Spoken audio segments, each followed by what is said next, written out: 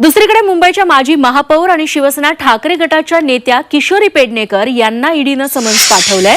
Corona काळात मुंबई महापालिकेत झालेल्या कथित बॉडी बॅग घोटाळ्याप्रकरणी किशोरी पेडणेकरांनी त्यांची चौकशी होणार आहे। येत्या गुरुवारी चौकशीसाठी हजर राहावं असं फरमान ईडीनं काढलंय।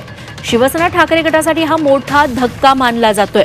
दरम्यान या घोटाळ्याशी माझा काडीचाही संबंध नाही असं स्पष्टीकरण पेडणेकरांनी दिलंय।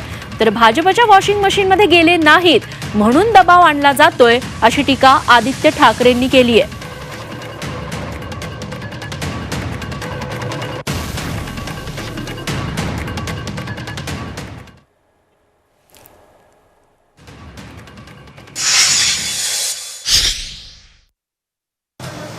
कारण काय असू शकतं? राजकारण। उद्धवजींचे जितके बरोबर आहेत त्यांना त्रास द्यायचा।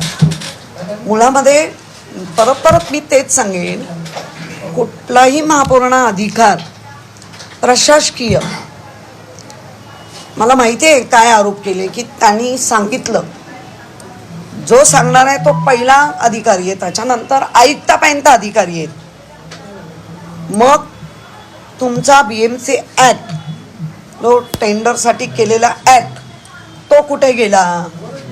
त्याचं काय झालं? त्या अधिकाऱ्यांचं काय झालं?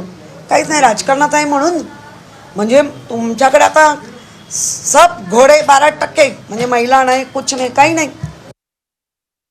काही चुकीचं केलं नाही, जर आमच्यात काही लपवण्यासारखं असतं, आम्ही काही चुकीचं केलं असतं तर आम्ही शरण आलो असतो, जसे बाकी वॉशिंग मशीनमध्ये आलेले आहेत। मग बाकीचे जे वॉशिंग मशीनमध्ये गेलेत, कोण घटनाबाह्य मुख्यमंत्री झाले, कोण उपमुख्यमंत्री झाले, कोण काही मंत्री झाले, पण वायकरजी असतील, राजन साळवेजी असतील, सूरज चव्हाण असतील, हे सगळेच लढतायत आणि सांगतात की आम्ही काही चूक केली नाही। चूक केली असती तर तुमच्यात आलो असतो, चूक केली नाही म्हणून आम्ही शिवसेना उद्धव बाळासाहेब ठाकरे या पक्षात आहोत। असो, हे सगळं वातावरण आपण एका बाजूला बघत आहोत।